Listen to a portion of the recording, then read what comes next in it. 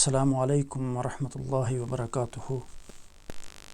رمضان مبارک اپنی برکتوں، رحمتوں اور مغفرتوں کو اپنے دامن میں لیے ہوئے الحمدللہ داخل ہو گیا ہے۔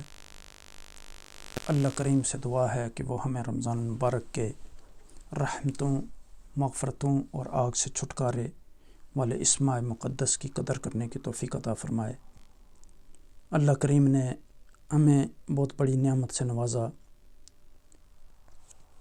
کہ چونکہ یہ مہینہ جو ہے عبادت اور ریاضت کا مہینہ ہے، یہ مہینہ قرآن کا مہینہ ہے، یہ مہینہ صبر کا مہینہ ہے، اور آقا دو جہاں نبی اکرم صلی اللہ علیہ وسلم نے ارشاد فرمایا، جس کے راوی سیدنا ابی ہریرہ رضی اللہ تعالیٰ عنہ ہیں، ان ابی ہریرہ رضی اللہ عنہ عن النبی صلی اللہ علیہ وسلم قال من قام لیلۃ القدر ایمانا واحتسابا غفر له ما تقدم من ذنبه ومن صام رمضان ایمانا واحتسابا غفر له ما تقدم من ذنبه ومن قام رمضان ایمانا واحتسابا غفر له ما تقدم من ذنبه۔ حضرت ابو ہریرہ رضی اللہ تعالیٰ عنہ سے روایت ہے کہ آقا دو جہاں نبی اکرم صلی اللہ علیہ وسلم نے فرمایا، جو کوئی رمضان کے روزے اس نیت کے ساتھ رکھے، ثواب کی نیت سے اور عبادت کی نیت سے، تو اللہ سبحانہ تعالیٰ اس کے اگلے اور پچھلے گناہ معاف فرما دیں گے۔ اسی طرح جو آدمی رمضان کے روزے ایمان کے ساتھ اور ثواب کی نیت سے رکھے،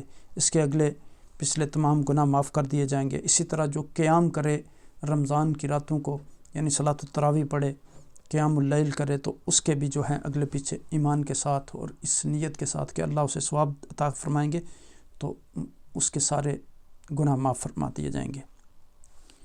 On the authority of Abu Hurairah, may Allah subhanahu wa ta'ala pleased with him, peace and blessing be upon him, said, whoever fasts during Ramadan with faith and seeking his reward from Allah subhanahu wa ta'ala will have his past sins forgiven.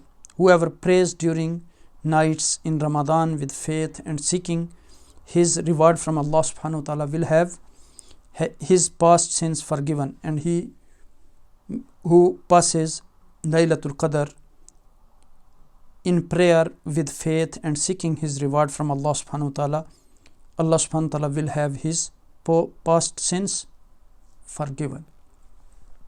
Narrated by Bukhari and Muslim. This hadith is agreed upon.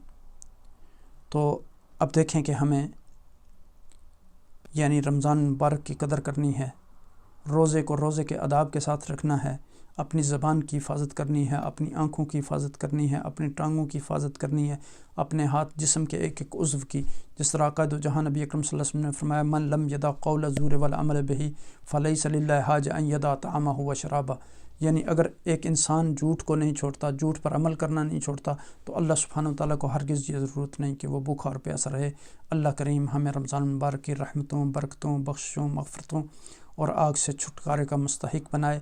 اللہ سبحانہ وتعالیٰ ہمیں رمضان المبارک کی ان مقدس ساعات میں سے مستفید ہونے کی توفیق عطا فرمائے، اور ہمیں ان قیمتی لمحات میں زیادہ سے زیادہ اللہ کا ذکر، اس کی عبادت، قرآن کی تلاوت کرنے کی توفیق عطا فرمائے، رات کو قیام اللیل کی توفیق عطا فرمائے، صلاۃ التراویح پڑھنے کی توفیق عطا فرمائے۔ جزاکم اللہ خیر۔ اپنا خیال رکھیے گا، اور رمضان المبارک کے ان مقدس ساعتوں میں خاص کر فجر کا جو ٹائم ہے، فجر سے پہلے کا، اس میں قیام اللیل، پھر فجر کے بعد قرآن کی تلاوت، سورج طلوع ہونے تک کوشش کریں اگر آپ جاگ سکتے ہیں، اس میں بہت بڑا اجر ہے۔ اسی طرح پھر یعنی افطاری سے پہلے کا جو ٹائم ہے وہ بہت قیمتی ٹائم ہے، اس میں دعا مانگیں، بجائے اس کے کہ آپ کھانے پینے کی چیزوں میں مشغول رہیں اور ان کے بارے میں سوچتے رہیں۔